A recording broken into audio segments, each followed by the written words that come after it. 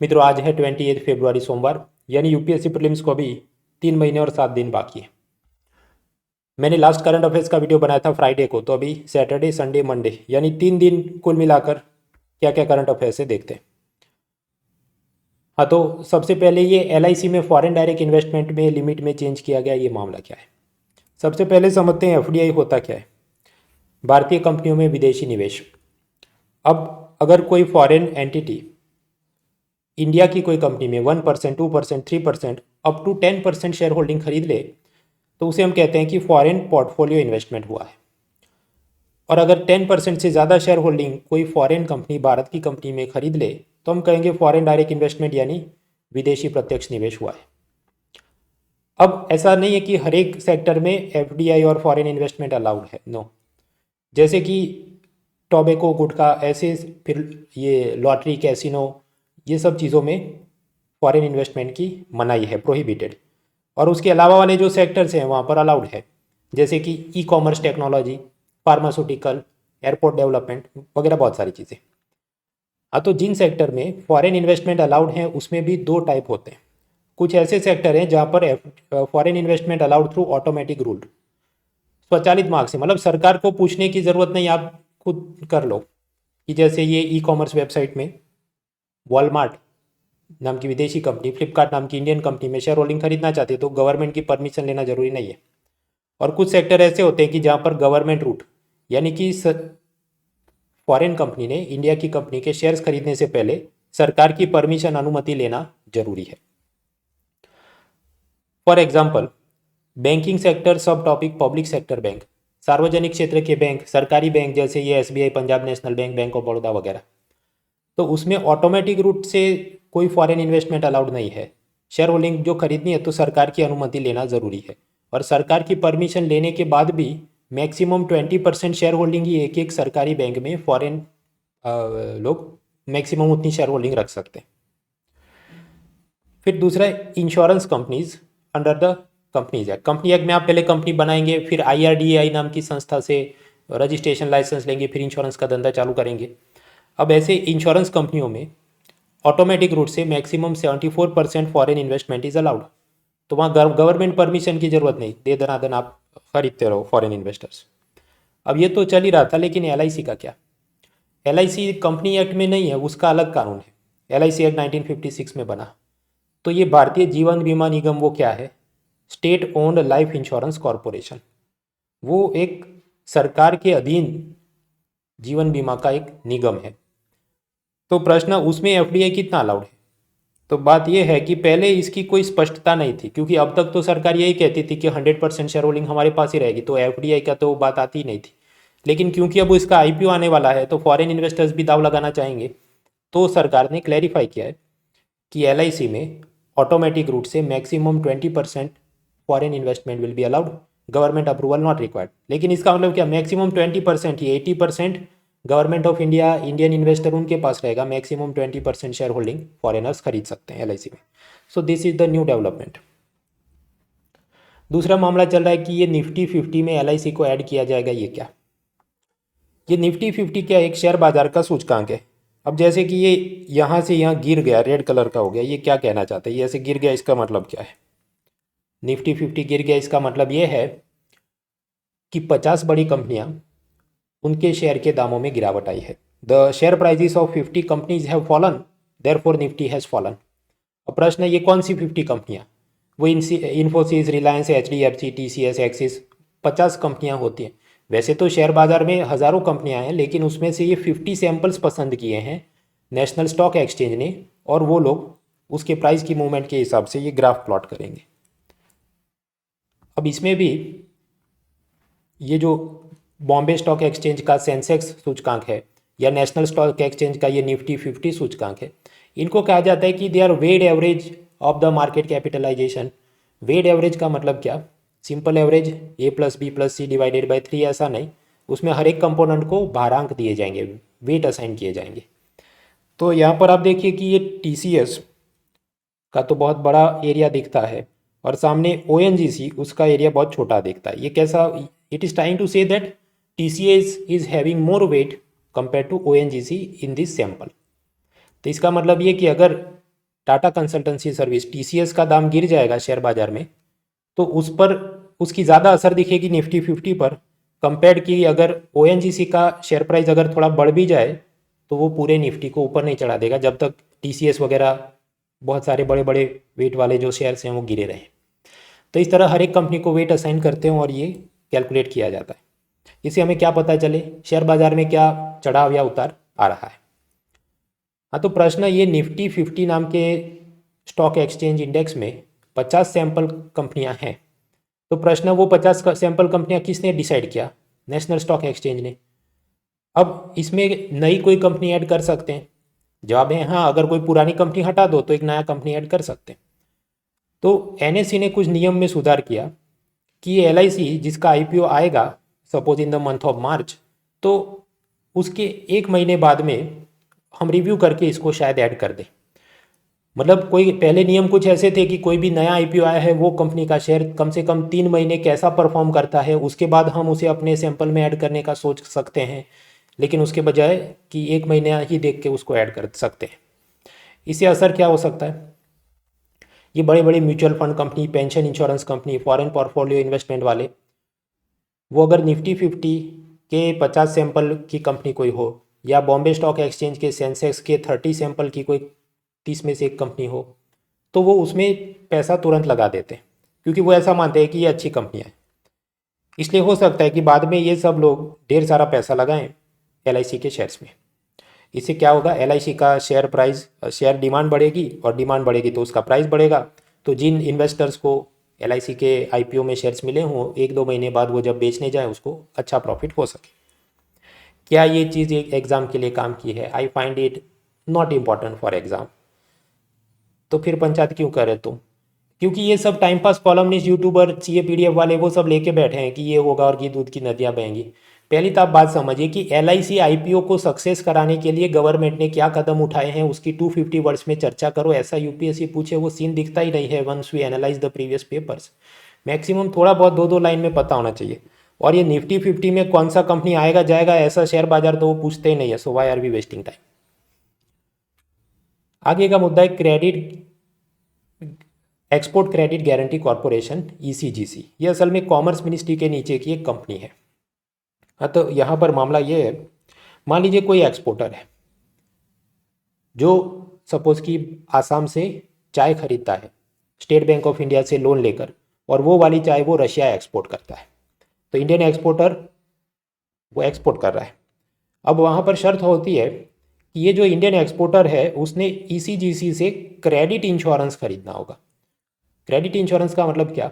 मान लीजिए आगे चल के ये आदमी ने रशिया में, इंडियन पर्सन है, रशिया में चाय एक्सपोर्ट किया, लेकिन वो स्विफ्ट वाली मैसेजिंग सिस्टम में बैन के चलते रशिया वालों ने इसको पैसा नहीं दिया, और ये इसने तो आसाम से जो चाय खरीदी थी स्टेट बैंक ऑफ इंडिया से लोन लेकर खरीदी थी, एंड सपोज ये 100 रुपये के लोन पर ये डिफ़ॉल्ट कर जाए, लोन वापस ना चुका पाए कि मेरा तो रशिया से पेमेंट नहीं आए, उस केस में 90% ऑफ द लॉस किसका हुआ? स्टेट बैंक ऑफ इंडिया का। उसमें से 90% लॉस मतलब 90 रुपये 100 में से वो कौन भरपाई करेगा? ECGC। वो क्यों भरपाई करेगा? क्योंकि ये भाई साहब ने उससे फीस देकर ऐसा क्रेडिट इंश्योरेंस खरीदा था। तो ये काम होता है export credit guarantee corporation ECGC का, कि निर्यातकर्ता अगर बैंक का लोन नहीं चुकाएगा तो बैंक की जो नुकसान हुई उसकी 90% भरपाई ECGC करेगा, ऐसी वो प्रॉमिस करते हैं। और उसके बदले में एक्सपोर्टर से वो फीस या प्रीमियम लेते हैं। जस्ट लाइक जैसे आप लाइफ इंश्योरेंस ले रहे हैं तो आप फीस दे रहे हैं LIC को, और आप मर गए तो फैमिली को पैसा मिले, ऐसी बात है। अब यहाँ कुछ लोग भावुक हो जाएंगे कि भाई ये एक्सपोर्टर खुद क्यों इंश्योरेंस लेगा बैंक के लॉस के लिए? तो इसका जवाब क्या है? वो बैंक वाला उसका लोन ही पास नहीं करेगा जब तक वो ऐसा क्रेडिट गारंटी का मैंने लिया है ECGC से, ये रहा सर्टिफिकेट, जब तक वो कागज़ नहीं दिखाएगा उसकी बैंक लोन पास नहीं होगी, इसलिए उसको ज़बरदस्ती लेना पड़ेगा। अब ये चीज़ चर्चा में क्यों आ गई? क्योंकि समझिए ECGC को भी पता है कि अभी रशिया में और ये यूक्रेन में युद्ध चल रहा है, तो इंडिया के एक्सपोर्टर ने कुछ सामान भेजा होगा, उसका टाइम पे पैसा आएगा कि नहीं, वो बैंक का लोन वापस करेगा कि नहीं।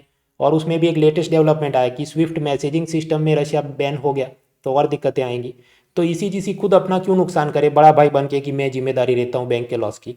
इसलिए ECGC ने बोला कि अब से रशिया में जो एक्सपोर्ट हो रहा है ऐसे इंडियन एक्सपोर्टर को हम कोई इंश्योरेंस कवरेज वाली पॉलिसी नहीं बेचेंगे। तो ये चर्चा में आ गया पिछले 3 दिनों में।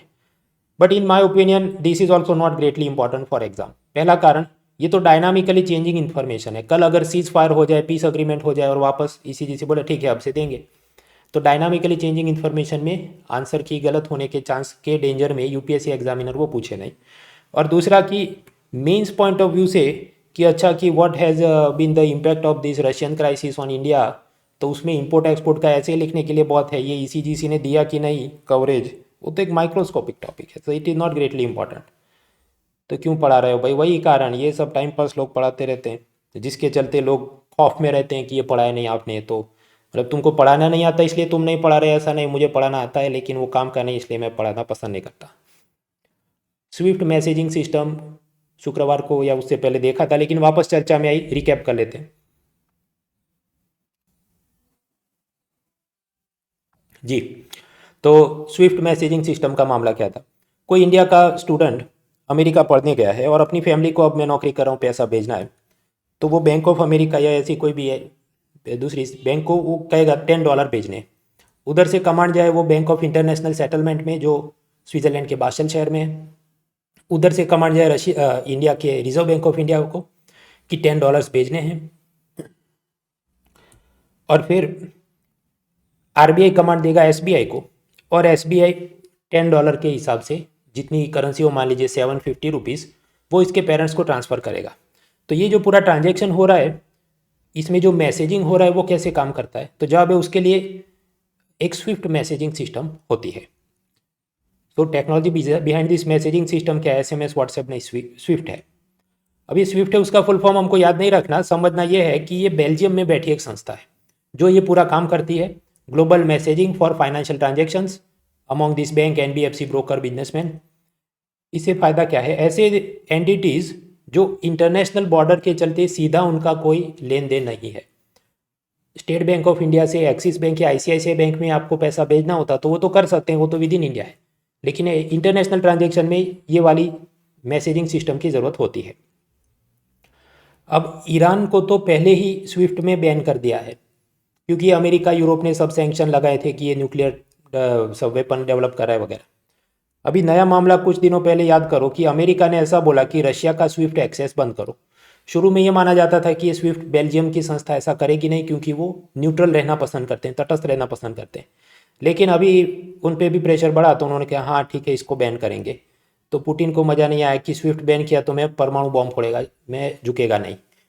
उसने सब अपनी न्यूक्लियर वाली जो मिलिट्री है उसको बोला है आप वापस तैयार हो जाइए, ये हम पर सब हो रहा है, तो इसलिए न्यूज़ में आया।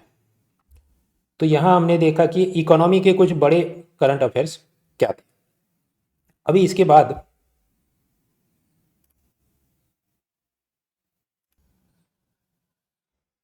मित्रों, कुछ हफ्ते पहले हमने देखा था कि भारत में ये रामसार वेटलैंड साइट्स में गुजरात और उत्तर प्रदेश के कुछ एरिया को ऐड किया गया था। जैसे गुजरात से ये खिजड़िया बर्ड सेंचुरी, और फिर उत्तर प्रदेश से कौन सी थी, बखीरा वाइल्ड लाइफ सेंचुरी, उसको ऐड किया था। तो उसी में से ये लास्ट मंडे के मृणाल्स मंडे 20 क्वेश्चन की क्विज में मैंने प्रश्न पूछा था, find correct pairs of Ramsar sites in India. Latest ये खिजड़िया राजस्थान नहीं गुजरात में है, Bakhira wild life sanctuary Orissa नहीं उत्तर प्रदेश में, यानी कि दोनों गलत है। यहाँ पर करीब 5500 स्टूडेंट्स ने ये टेस्ट दिया था, उसमें से 64% लोगों के करेक्ट हुए, मतलब बाकी 36% के तुक्के गलत हो गए। मतलब वो रिस्क है तो इसके आपको नहीं पता तो क्यों रिस्क ले रहे हो भाई? वो हर्षद मेहता भी जेल में गया था, बाबू सोनी फेल होते। फिर हमने देखा था कि रामानुजाचार्य, जिनका जन्म तमिलनाडु के श्री पेरुम्बदूर में हुआ था, उनकी एक नई प्रतिमा हैदराबाद के नज़दीक बनाई गई, जिसका नाम क्या था, स्टैचू ऑफ इक्वालिटी। इसमें से भी सिंपल प्रश्न थे। He was born in Sriperumbudur in Kerala नहीं तमिलनाडु। प्राइम मिनिस्टर ने उनका स्टैचू ऑफ इंटेग्रिटी नहीं, स्टैचू ऑफ क्या था उनका, स्टैचू ऑफ इक्वालिटी था। He was a contemporary of Akbar, गलत, ये तो उससे काफ़ी पहले हो गए थे। तो इधर 42% लोगों के जवाब सही हुए, तो बाकी बहुत सारे लोगों के, मोर देन 50% जनता के जवाब गलत हो गए। इधर भी रिस्क में इश्क लेने के चक्कर में नहीं पता तो क्यों टिक करना है ज़बरदस्ती। वॉलेंटरी रिटेंशन रूट, वो क्या है मैंने आपको बताया था, एक आध लाइन में पता होना चाहिए कि एफपीआई वाले भारत के डेट मार्केट में, ऋण बाजार में, मतलब बॉन्ड में, सरकारी गवर्नमेंट सिक्योरिटी में इन्वेस्ट करना चाहते हो तो आरबीआई ने उनके लिए कुछ सरल नियम वाली ये विंडो बनाई है। एक लाइन में याद रखना है असल में काम कैसे करती, काम का नहीं। So voluntary retention route of RBI associated with what, तो एफपीआई इन डेट इंस्ट्रूमेंट 45% लोग करेक्ट कर पाए, majority of the people got it wrong. तो ऐसे ये 20 क्वेश्चन थे, 5589 लोगों ने एग्ज़ाम दी थी, मैंने भी दी, लेकिन मैंने 0 क्वेश्चन टिक किए, फिर भी मुझे 7 परसेंटाइल मिले। तो सोचो मुझसे भी गिरे लोग होंगे जो नेगेटिव में स्कोर होगा, इसलिए वो मुझे 7 परसेंटाइल मिला है। और मैंने प्रश्न पूछे थे बजट के बारे में बहुत सारे। हाँ, तो बजट 2022 में कोर बैंकिंग सिस्टम किधर लागू करना है, पोस्ट ऑफिस सेविंग बैंक में, इसमें भी हार्डली 50% लोग करेक्ट कर पाए। परिवेश पोर्टल किसके साथ जुड़ा है, एनवायरनमेंट क्लियरेंस के साथ, इसमें भी 60% ही करेक्ट कर पाए। पर्वतमाला प्रोजेक्ट क्यों अनाउंस किया बजट ने, रोपवे बनाने के लिए, तो उसमें भी गलत। बजट में देश देश स्टैक ई पोर्टल बनाएंगे, वो किसके लिए, तो स्किलिंग और लाइवलीहुड के लिए, इसमें हार्डली 42% लोग ही करेक्ट कर पाए। मेजोरिटी तुक्के मारने गए होंगे, ये ऑनलाइन पासपोर्ट है और स्टॉक एक्सचेंज है या सप्लाई चेन मैनेजमेंट है, नहीं। फिर लेटेस्ट बजट में वाइब्रेंट विलेज प्रोग्राम किसके लिए अनाउंस किया, बैकवर्ड विलेजेस नहीं, villages in 50 kilometre of international land border नहीं, villages with SC ST community नहीं, border villages on northern border. याद करो, हमने वो बजट वाले वीडियो में पढ़ा था।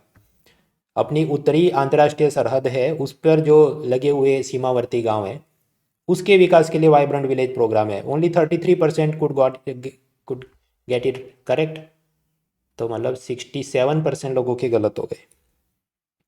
अब ये जो क्वेश्चन थे 20 क्वेश्चन, हर एक के 2 मार्क, मतलब 40 मार्क की टेस्ट।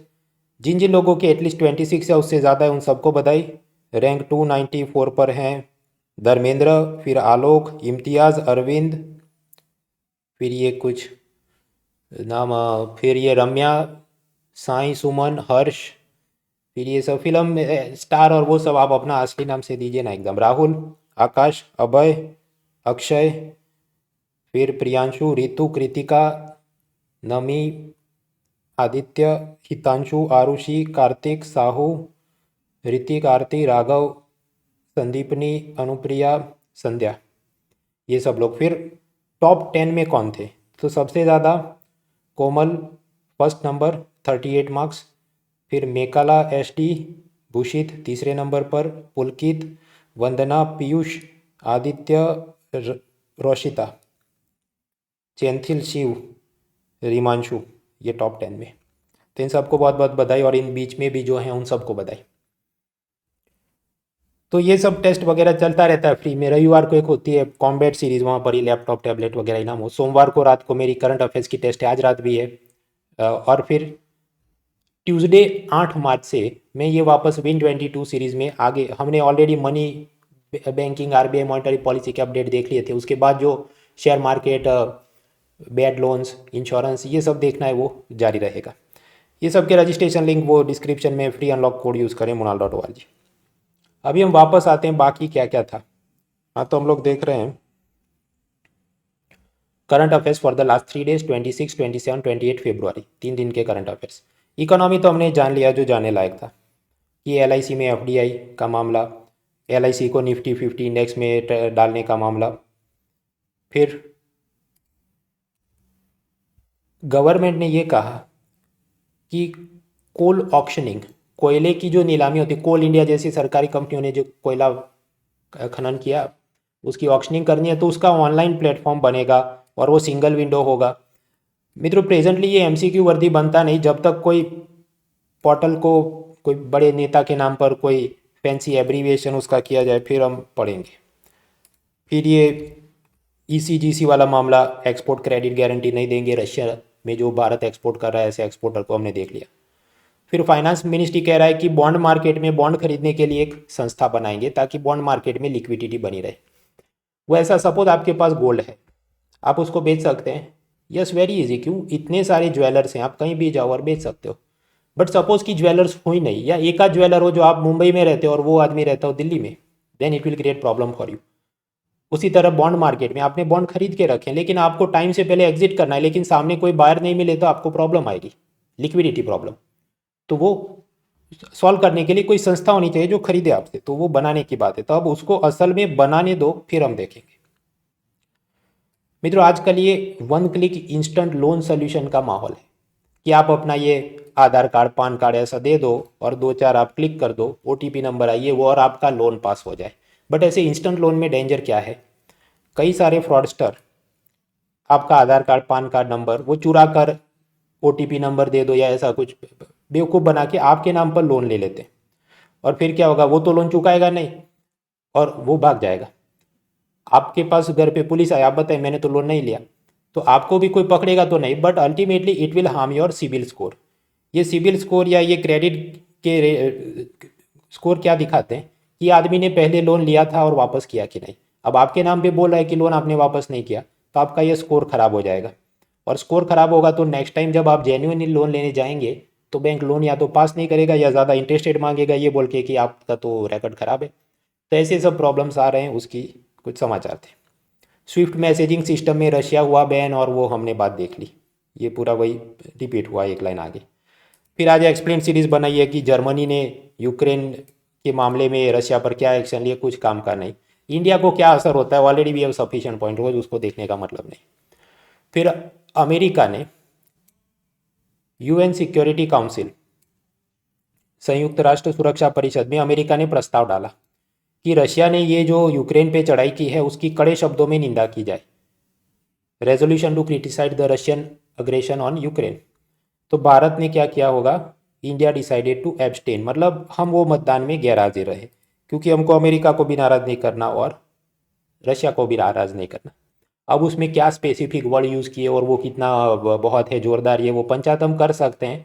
3 महीने में और 23 बार ये सब चलेगा। अपनी एग्ज़ाम कब है, ये सब आएगा मेंस में, तो मेंस तो सितंबर में है, तब तक तो बने दो, फाइनल क्या आता है फिर देखते हैं। फिनलैंड और स्वीडन वो शायद नेटो मिलिट्री अलायंस ज्वाइन कर सकते हैं, तो रशिया ने उनको धमकी दी है कि तुम अगर नेटो ज्वाइन करोगे तो अंजाम बुरा होगा। अब आप खुद सोचिए, क्या आपको लगता है यूपीएससी ये पूछेगा how does this affect India. अभी मारपीट के वो कुछ जोड़ तो सकते हैं कि अच्छा उधर रशिया अटैक करेगा तो ग्रेटा थनबर्ग थोड़े दिन शांत बैठेगी तो अपने को इधर एनवायरनमेंट प्रोजेक्ट आसानी से पास हो जाएंगे, but is it making any sense, I don't think so. तो क्यों दिमाग खर्च करना है when the main syllabus is specifically saying mains paper to issue affecting Indian interest. तो स्वीडन और फिनलैंड ये क्या ऐसे बड़े देश है कि उसके मामलों से, उसका और रशिया के झगड़े से अपने को फर्क पड़े। Move on. फिर एक मामला चला, ये यूक्रेन में जो भारत के बच्चे पढ़ने गए थे और उसको वापस अभी आना है और उसमें प्रॉब्लम, तो प्राइम मिनिस्टर ने कुछ एक कार्यक्रम में चिंता जताई कि ये सब क्यों प्रॉब्लम आ रहा है, क्यों अपने बच्चे यूक्रेन जैसे छोटे देशों में एमबीबीएस की पढ़ाई के लिए जा रहे हैं, अपना प्राइवेट सेक्टर ज़्यादा सीट्स क्यों नहीं खड़ी करता वगैरह। फिर उसमें सब डिबेट और कॉलम चढ़े, ये लंबा चला, उसका समरी है मेरे टेलीग्राम चैनल moonal.org पे मिल जाएगा, और पूरे महीने का होगा तो मैं पीडीएफ बना दूंगा। अब कुल मिलाकर ये जितनी चर्चा है उसका जिस्ट क्या है। पहला, भारत में करीब 90,000 मेडिकल सीट हैं और उसके सामने 16 लाख कैंडिडेट्स परीक्षा देना चाहते हैं, सबका नंबर लगता नहीं नीट एग्जाम में, तो जिनके मार्क कम आते हैं और बहुत डॉक्टर बनने की तमन्ना है वो लोग चले जाते हैं। कुछ केस में ऐसा कि बच्चे को डॉक्टर नहीं बनना हो लेकिन उसके माँ बाप का क्लिनिक बहुत अच्छा चलता और उसको की विरासत में ये चलाते रहे तो उसको ज़बरदस्ती भेज देते हैं। लेकिन ऐसे लोग जो आते हैं तो इनको यूक्रेन का एमबीबीएस डिग्री सीधा वैलिड नहीं होता इंडिया में, उन्होंने आकर एक फॉरेन मेडिकल ग्रेजुएट एग्ज़ाम देनी पड़ती है, तभी उसकी डिग्री इंडिया में एमबीबीएस प्रैक्टिस के लिए वैलिड मानी जाएगी। लेकिन पाया गया कि यूक्रेन से पढ़ के जो आते हैं उसमें से हार्डली 16% विद्यार्थी ही वो वाली foreign medical graduate exam pass कर सकते हैं जिसके बाद कि वो इंडिया में प्रैक्टिस कर सके। यानी कि ये सब वहाँ पर ठीक पढ़ाई नहीं करते और ये वो करके लंबी चौड़ी बात है। If you have time you can read, otherwise ये कोई बहुत ऐसी जोरदार चीज़ नहीं थी। बेलारूस, उसके कॉन्स्टिट्यूशन में कुछ ऐसा होगा कि हम न्यूक्लियर वेपन नहीं बनाएंगे, लेकिन अभी रेफरेंडम यानी जनमत संग्रह हो रहा है कि जहाँ पर वो ऐसा चाहता है उसका प्रेसिडेंट कि कॉन्स्टिट्यूशन से ये धारा हटा दें और हम न्यूक्लियर वेपन डेवलप कर सकें। इसका जनमत संग्रह, जनता से वोटिंग करके डिसीजन, तो भाई उसको डिसीजन रिजल्ट आने दो फिर भी देखेंगे। नेपाल को अमेरिका से पैसे देंगे नहीं देंगे उसका चला था, I don't find that greatly important. Tata company ने एयर इंडिया खरीद ली है और उसका चेयरमैन कौन होगा, तो एक ये इल्कर आईसी जो पहले तुर्की की एयरलाइन का CEO MD था। तो RSS ने अपोज किया है कि ये आदमी तो तुर्की के प्रेसिडेंट अर्दोगान का चहीता था, और ये तुर्की प्रेसिडेंट अर्दोगान तो कश्मीर के मामले में पाकिस्तान के सपोर्ट में बोलते हैं, तो इसको नौकरी पे मत रखो। अब ये सब ऐसी हर छोटी कॉमेंट्री और जेम्स बॉन्डगिरी अपने लिए काम की नहीं। एनवायरनमेंट बायोडाइवर्सिटी में एक मुद्दा है की स्टोन स्पीसीज। की स्टोन स्पीसीज मतलब अगर वो मर गया तो पूरी इकोसिस्टम तबाह हो जाएगी। फॉर एग्जाम्पल हनी बीज, ये मधुमक्खी नहीं होगी तो सोचो पॉलिनेशन यानी परागनयन नहीं होगा, तो फिर पौधे मर जाएंगे, तो हर्बीवोर यानी शाकाहारी या तृणाहारी जो जानवर हैं वो मर जाएंगे, तो कार्निवोर यानी मांसाहारी ये सब शेर भेड़ ये चीते वो सब मर जाएंगे। तो उसी तरह स्पाइडर्स यानी मकड़ी वो भी कीस्टोन स्पीसीज है, क्योंकि अगर वो मर जाएगी तो ये मॉस्किटो, फ्ली, कॉकरोच ये सब की पॉपुलेशन बहुत बढ़ जाएगी, और उसके चलते नए नए रोग और जितना उपद्रव हो जाए बाकी सब पॉपुलेशन को भी असर हो। यानी कि वो एक कीस्टोन स्पीसीज है, उसका भी सम्मान होना चाहिए। ऐसा नहीं कि वो मॉस्किटो जैसी ख़राब चीज़ है, स्पाइडर ख़राब चीज़ नहीं है। और ये नेगेटिव न्यूज़ में क्यों आया, क्योंकि ये वो जूनागढ़ के पास गिरनार सेंचुरी में पालपी मानुस नरसी मेहता नाम का स्पाइडर वो हमने देखा था, वो कंट्रोवर्सी हो गई। नरसी मेहता संत कवि थे, उनके नाम पर रखा था। फिर साइंस टेक्नोलॉजी और उसमें स्पेस टेक्नोलॉजी, ये जो इंटरनेशनल स्पेस स्टेशन है वो पृथ्वी से करीब 400 किलोमीटर ऊंचाई पर है, लेकिन हम ये नहीं कह सकते कि ये ज़ीरो ग्रेविटी में है। It is not entirely zero gravity, मतलब वो पृथ्वी धीरे धीरे उसे वापस अपनी तरफ खींचती है। यानी समय समय पर मान लीजिए 2 महीने 5 महीने इसको वापस धक्का देके भेजना पड़े और दूर, just to keep the 400 kilometre distance. अब ये काम असल में रशिया की जिम्मेदारी है। They have to send such rocket thrusters कि जो इसके साथ अटैच होंगे और उसको धक्का मार के वापस पुश कर देंगे। 350 किलोमीटर पर आए तो वापस 400 पे भेज दे उसको। तो ऐसा हो रहा था, लेकिन इसमें प्रॉब्लम क्या है, ये जो यूक्रेन का युद्ध चल रहा है और अभी उसका स्विफ्ट मैसेजिंग सिस्टम काट दिया, तो रशिया की जो भी इसरो जैसी संस्था होगी, अवकाश संस्था, वो धमकी दे रही है कि हम ये असहकार करेंगे इसमें। तो फिर अभी इलॉन मस्क मौज में आ गया कि मैं रहनुमा बन जाऊंगा, और रशिया अगर असहकार करे तो मेरी कंपनी स्पेस एक्स वो इसको धक्का मार के ऊपर चढ़ा देगी। तो ये कुछ समाचार थे। फिर ये बाबा एटॉमिक रिसर्च, वो छत्तीसगढ़ सरकार को मदद कर रहा है इलेक्ट्रिसिटी जनरेशन थ्रू काउडंग, लेकिन वो कुछ और नया उसमें आए तो देखेंगे। फिर कुछ समाचार थे पॉलिटी, एथिक्स और हिस्ट्री से। पॉलिटी में मामला ये है, इंडिया की सुप्रीम कोर्ट में कितनी महिला जज हैं, तो जवाब है कितनी है, 4। प्रश्न, अमेरिका की सुप्रीम कोर्ट में कितनी महिला जज है, तो उनका मॉडल कोई महान नहीं है, उधर भी 4 ही महिला जज है।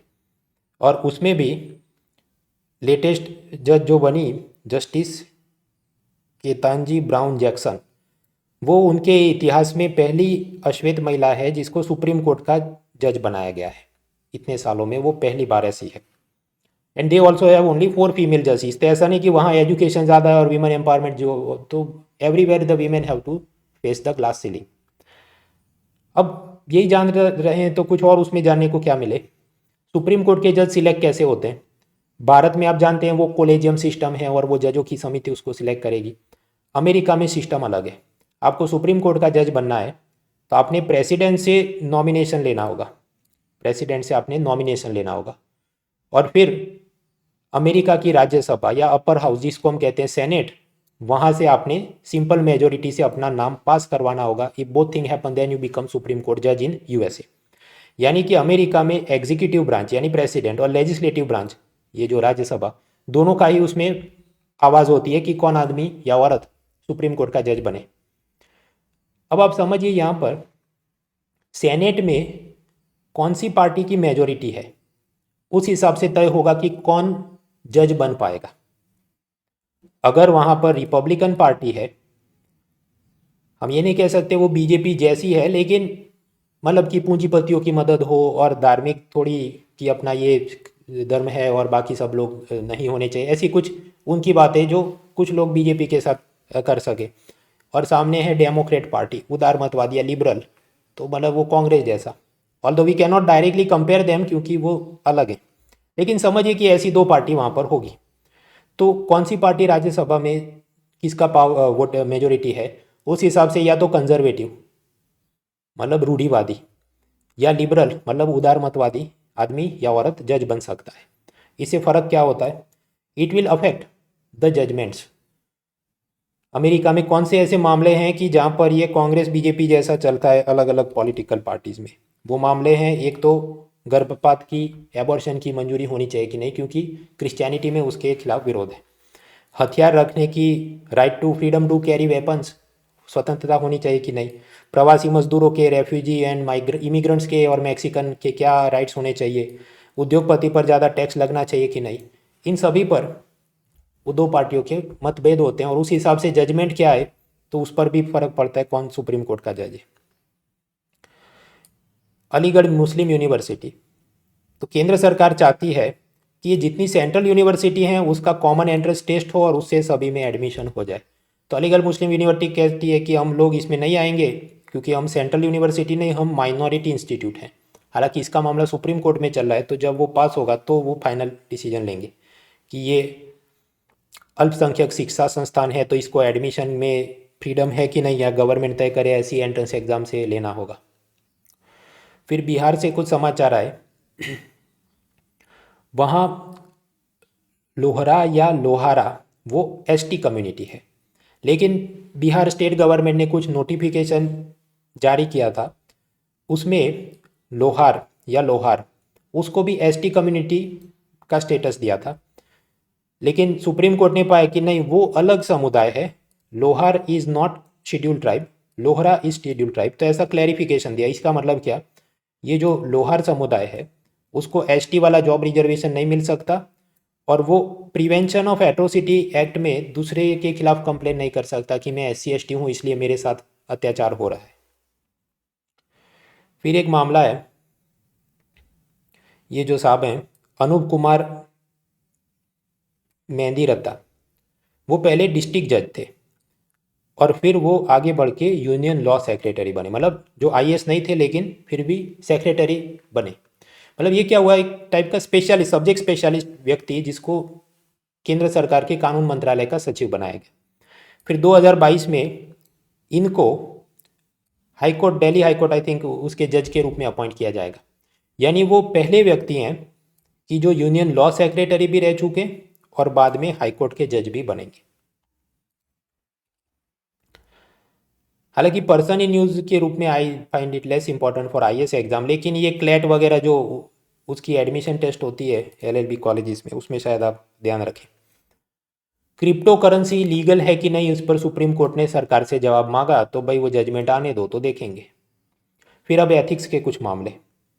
एथिक्स में ऐसा आया कि राजस्थान सरकार ने बजट जारी किया और कहा कि कोरोना है तो हम डिजिटल तरीके से PDF फाइल में बजट जारी करते हैं। और फिर जितने विधायक थे, MLA, उनको एक एक आईफोन दिया गया कि ये जो बजट आया उसकी PDF फाइल ये आईफोन में आप पढ़ लेना। तो मतलब एक प्रकार से ये जो विधायक होते हैं, MLA, वो सब खुश रहें, अपने भी और विपक्ष के भी सब खुश रहें, ऐसी कोशिश हुई। हालांकि BJP के जो विधायक हैं जो अपोजिशन में होंगे, उन्होंने ये उपहार गिफ्ट वापस कर दिया कि ये तो टैक्स पेयर के पैसों की बर्बादी है, 85,000 रुपये का आईफोन क्यों देना है, PDF है तो सब देख लेंगे। पहले से ही लैपटॉप, iPad सब MLAs को दिए गए हैं, ये नई क्यों चीज़ दी जा रही है। और इससे पहले भी ये जितने विधायक थे उनको 30-30 लाख के कुछ फ्लैट भी दिए गए और ऐसा 600 करोड़ का खर्च हुआ था, टैबलेट का खर्चा, अब ये आईफोन का खर्चा। तो मतलब ये क्या हो रहा है, MLAs MP खुद ही अपनी सैलरी बढ़ाते रहें, खुद अपने को सारे गिफ्ट्स और चीज़ें देते रहें, बाकी सब लोगों का उसमें गरीबों का भी कल्याण हो, ये देखना चाहिए।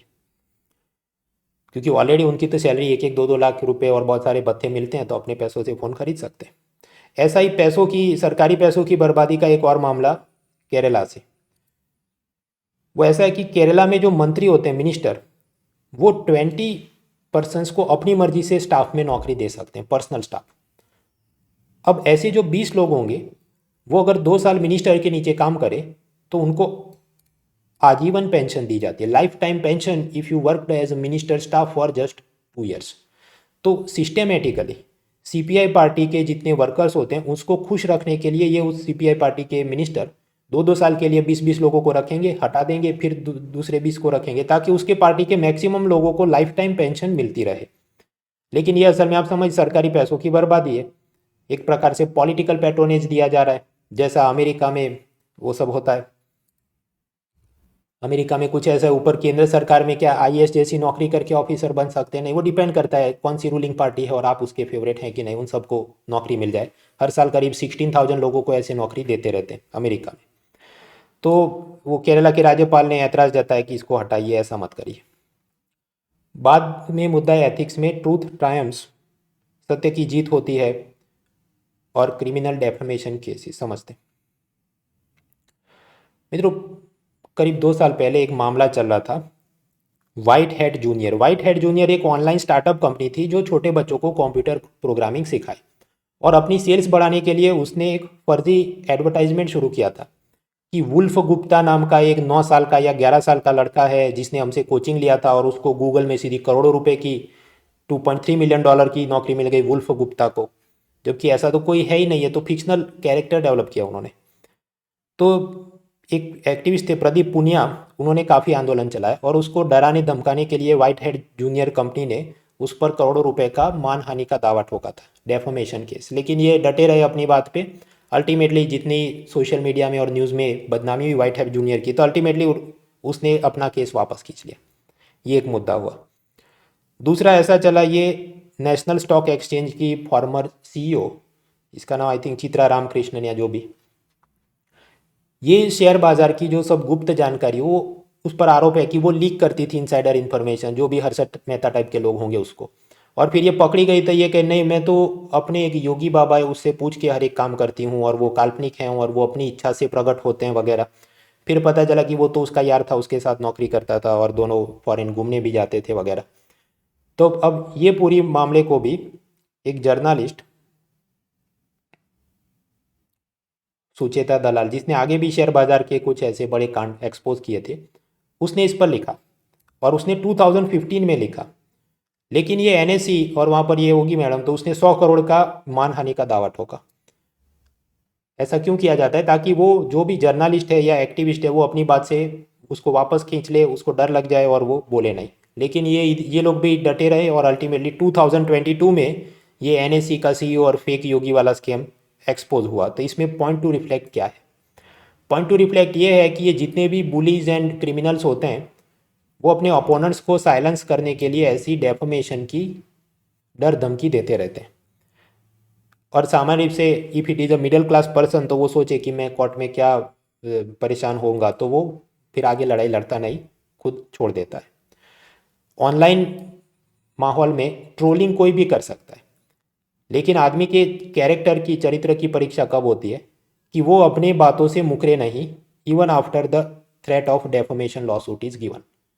जैसे ये प्रदीप पुनिया ने किया कि वो अपनी बात से मुकरा नहीं, वो डट के रहा, भले चाहे करोड़ों का दावा हो जाए। So that character is required, तभी वो role of individual citizens to stand against corruption and injustice, ये सब में वो कैरेक्टर डेवलपमेंट करवाना भी ज़रूरी है। फिर कुछ बात था role of security forces. Role of security forces में आप जानते हैं एसपीजी कमांडो होते हैं, वो प्राइम मिनिस्टर को सुरक्षा देते हैं। फिर बाकी सब वीआईपी लोग हो उसको सीआरपीएफ, सीआईएसएफ वगैरह के कमांडो दिए जाते हैं। अब इसमें अलग अलग सिक्योरिटी होती है, वो जेड सिक्योरिटी और एक्स सिक्योरिटी वगैरह, वो सब इधर एक्सप्लेन सीरीज दी, आराम से पढ़ लेना। नेगेटिव न्यूज़ में क्यों आया? ये बलात्कारी गुरमीत राम रहीम, जिसको 20 साल की सज़ा मिली है, लेकिन 21 डेज़ के फरलो पे आया है। फरलो वो शायद ऐसा है कि जेल से आपको टेम्पररी छुट्टी दी जाए कि 21 दिन तुम घूम के आओ, और तुम्हारी जो सज़ा है उसमें तुमको 21 दिन लेट छोड़ेंगे, ऐसा कुछ। हाँ, तो वो आया था। अब वो आया तो हरियाणा स्टेट गवर्नमेंट ने उसको Z+ सिक्योरिटी दे दी है, सुरक्षा कवच। हरियाणा स्टेट गवर्नमेंट का ये कहना है कि इसको खालिस्तानी आतंकवादियों से डर है या कुछ, जिससे विवाद चल रहा है। इससे पहले भी ऐसा विवाद हुआ था सिक्योरिटी देने पर, कि ये मुस्लिमों के खिलाफ, शिवसेना के खिलाफ सब कंट्रोवर्शियल स्टेटमेंट देने वाली कंगना रनावत को भी कुछ ऐसी सिक्योरिटी दी गई थी, शायद इसलिए कि उससे जो बीजेपी को कुछ फ़ायदा दिखता हो सोशल मीडिया में। तो इसमें पॉइंट टू रिफ्लेक्ट क्या है? अगर आपके पास बहुत सारे फॉलोअर्स हैं सोशल मीडिया में या रियल लाइफ में, तो आपका जो कंडक्ट है वो एथिकल है कि नहीं? आपने रेप किया, आपने कोई कम्युनल स्टेटमेंट दिए, उससे नेताओं को फ़र्क नहीं पड़ता, आपको सिक्योरिटी कवरेज मिल सकती है। तो this type of things they create challenges, और फिर ऐसे लोगों के हौसले और बुलंद होते हैं। हिस्ट्री कल्चर में असम में अहोम राजाओं का राज था, लेकिन वहाँ मुगल सल्तनत अपनी साम्राज्य फैलाने के लिए आगे बढ़ती थी। तो जो युद्ध हुए उसमें एक सेनापति थे अहोम साम्राज्य के, अहोम जनरल लचित बोरफुकान, जिन्होंने मुगलों को सरायघाट की लड़ाई में हराया था। उनके जन्म दिवस नवंबर 24 को लचित दिवस के रूप में मनाया जाता है। 2022 में इसलिए चर्चा में है क्योंकि 400th बर्थ एनिवर्सरी हो रही है। नेशनल डिफेंस एकेडमी एनडीए, वो 10+2 ऐसा कुछ करके जो कॉम्पिटिटिव एग्जाम से उसमें मिलिट्री में जाए ऐसे कैडेट्स, तो उनको भी लचित बोरफुकान के नाम पर गोल्ड मेडल दिया जाता है अगर वो एकेडमी में बेस्ट परफॉर्म करते हैं। तो कंट्रोवर्सी में क्यों रहता है?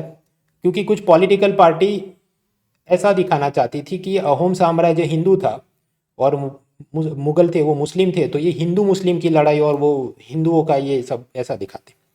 जबकि क्रिटिक्स का ये कहना है कि अहोम आर्मी में भी बहुत सारे मुस्लिम सेनापति थे और मुगल आर्मी में भी उसके राजपूत एलाइज थे, वो साथ में लड़ते थे। मतलब ये सब लोग जो कर रहे थे वो लड़ाई सत्ता साम्राज्य के लिए थी, ऐसा नहीं कि हिंदू मुस्लिम थे इसलिए लड़ाई थी। वो लड़ाई थी जमीन, लगान, संपत्ति, पावर, उसके लिए थी। कॉलम्स में कुछ मज़ा नहीं था। सरकारी कंपनियों का डिसइन्वेस्टमेंट हम पहले देख चुके हैं। फिर ये प्रोफेसर अशोक गुलाटी, अब उनकी वो वही सब बातें कि भारत में वीट और राइस का कल्टीवेशन ज़्यादा हो रहा है और उसको सब्सिडी और ये वो हम पहले ही कई बार देख चुके हैं।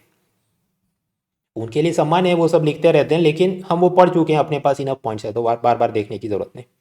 यूक्रेन के 500 कॉलम हम पढ़ने नहीं बैठेंगे। हिजाब का भी फाइनल जजमेंट आने दो, देखेंगे। पर्सन इन न्यूज़ में कुछ बड़े फेमस डॉक्टर का डेथ हुआ, but I find this is let so important for exam, सिवाय कि आपने एमबीबीएस किया और इंटरव्यू में जा रहे हैं और कुछ उसको पता हो, वो भी डॉक्टर हो, पैनलिस्ट तो कुछ पूछे। तो ये था आज का न्यूज़पेपर। अभी मैं 2-2, 3-3 दिन के गैप पे ये बना रहा हूँ वीडियोज़, क्योंकि रोज़ तो करंट अफेयर्स इतने होते नहीं। तो आज ये खत्म हुआ तो अभी मंगलवार नहीं और बुधवार को हम मिलेंगे तो 2 दिन के करंट अफेयर्स साथ में देख लें। और इसके अलावा तैयार हो जाइए आज रात ये मृणास Monday current affairs test series 20 question, और उसका ये रजिस्ट्रेशन लिंक डिस्क्रिप्शन में, फ्री अनलॉक कोड यूज़ करें mrunal.org।